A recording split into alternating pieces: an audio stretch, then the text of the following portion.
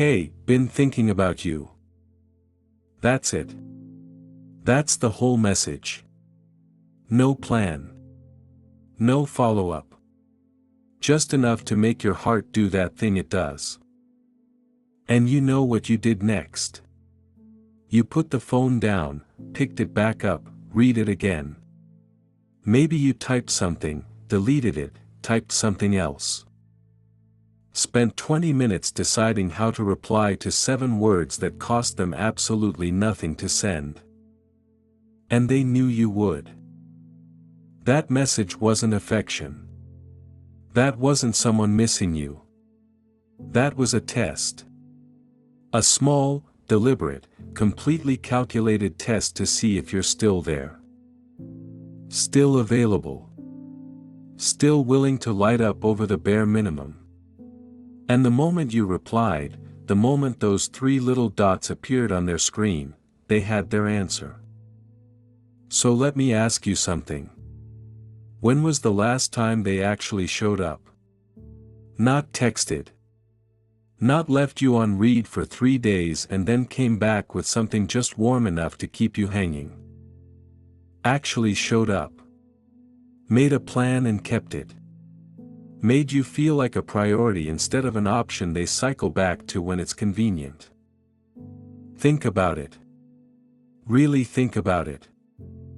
Because what you've been doing, checking your phone, overanalyzing the gap between messages, rereading old conversations looking for proof that this is real, that is not what being in something real feels like. That is what waiting feels like. And you have been waiting for a long time. Here's the thing. They are not busy. They are not complicated. They are not bad at texting. They are seeing exactly how little you'll settle for. And so far, you've been showing them. Let's slow this down for a moment. Because breadcrumbing isn't carelessness. It isn't someone who's emotionally unavailable stumbling through a connection they don't quite know how to handle. That's the story you've been telling yourself. The real one is a lot colder than that. Breadcrumbing is a strategy. And like every strategy, it has a goal. The goal is to keep you available without paying the price of actually committing to you. That's it.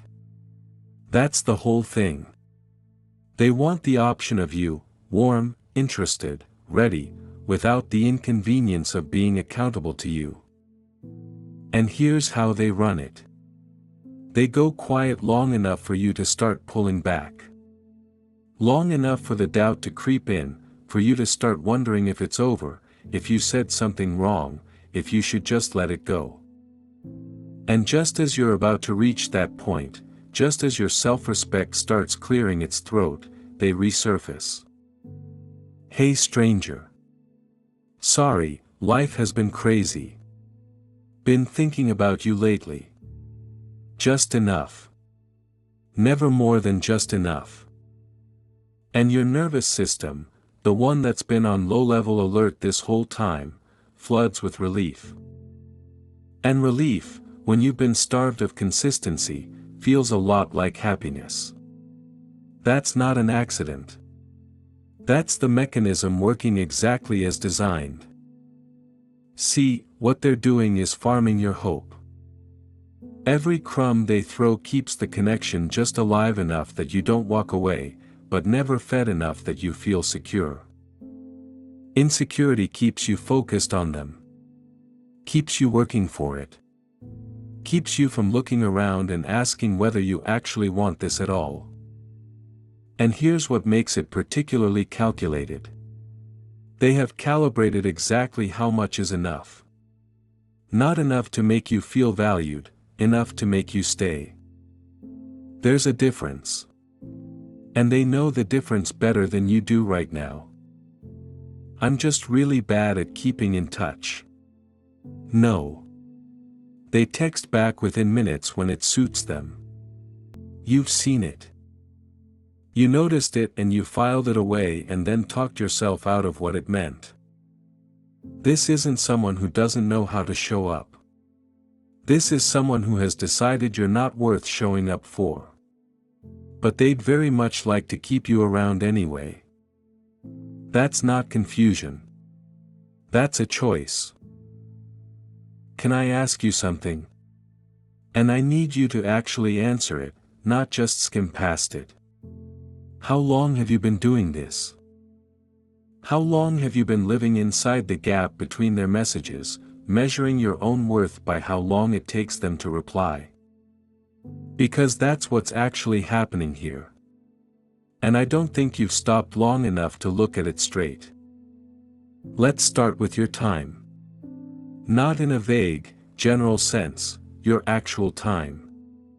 The hours you've spent with your phone face up waiting. The times you've canceled plans or stayed home just in case they came through. The number of times you've been physically in a room with people who actually want you there, and you were somewhere else entirely, staring at a screen, managing a silence, trying to decode a one-line message like it was written in a language you almost speak. That time is gone. And they didn't even notice you gave it. Then there's what it's done to your head. You used to trust your instincts. You used to know when something was off and say so. Now look at you. You're Googling, what does it mean when they take hours to reply? You're asking your friends the same question for the 4th time this month and watching their faces do that thing where they're trying to be supportive but they're running out of new ways to say what they've already said. You've started arguing on their behalf inside your own head. Defending someone who isn't even in the room.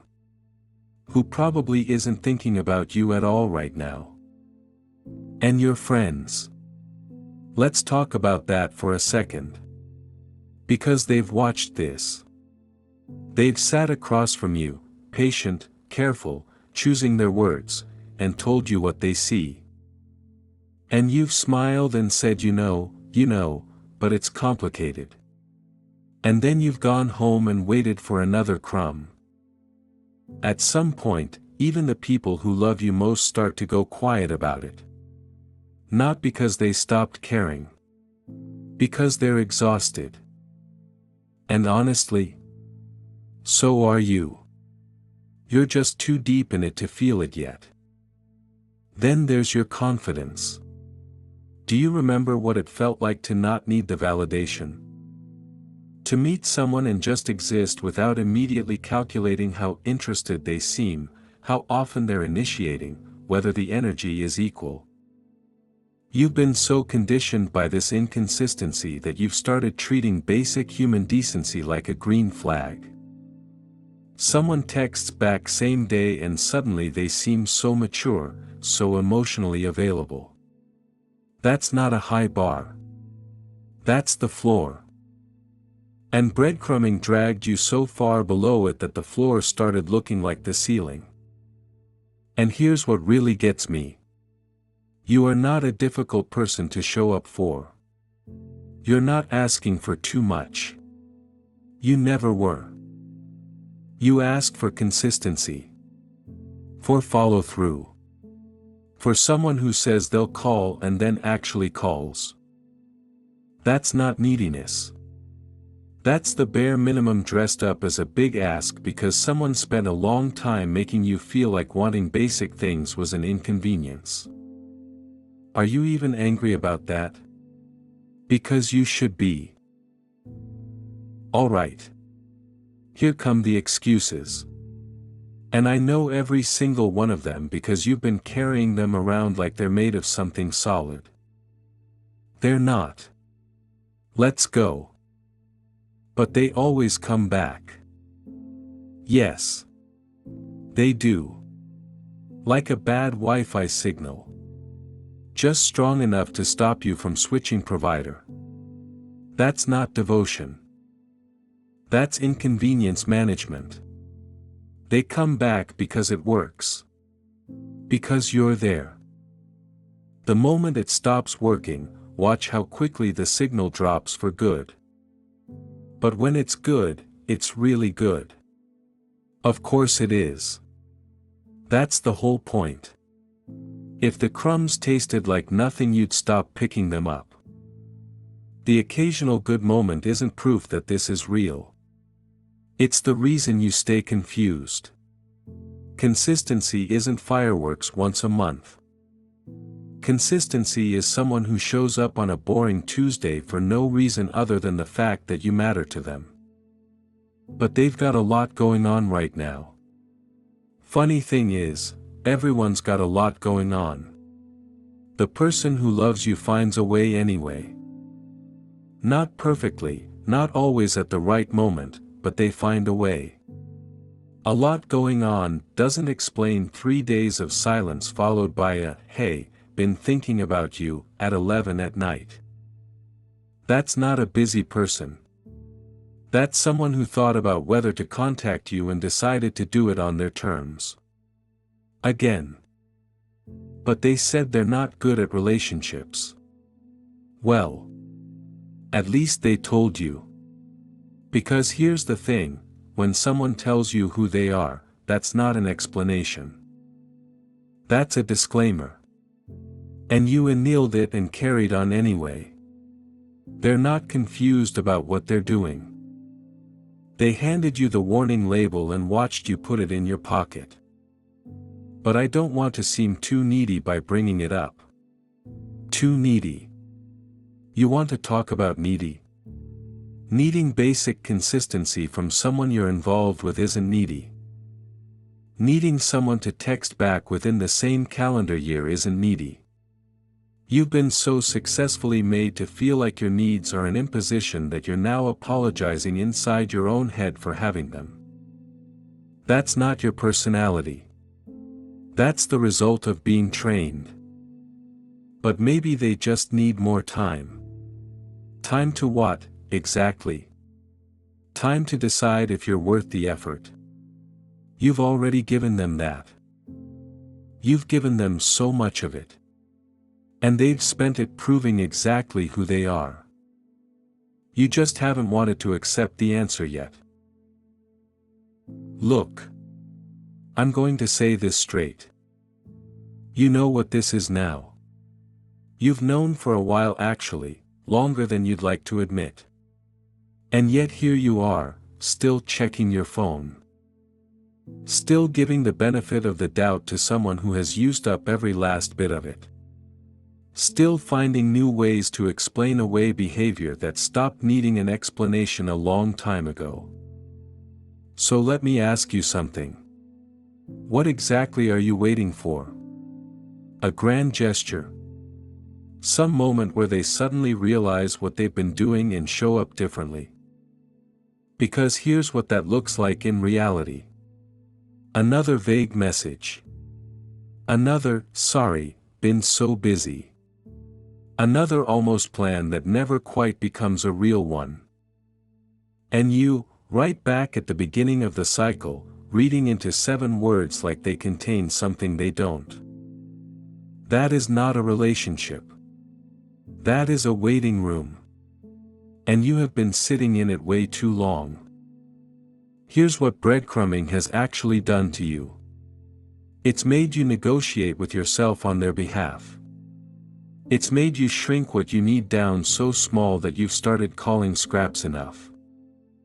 It's made you so focused on their inconsistency that you've completely lost track of your own worth. And that, right there, is the whole point of it. A person who knows their worth doesn't wait 3 days staring at a read receipt. They just don't. You are not too much. You are not needy. You are not difficult. You are someone who wanted basic consistency from another human being and got handed a strategy instead of a partner. And you deserve better than someone who has to think about whether you're worth their time. Stop waiting for them to make up their mind. You make up yours. The talk is over. The rest is yours.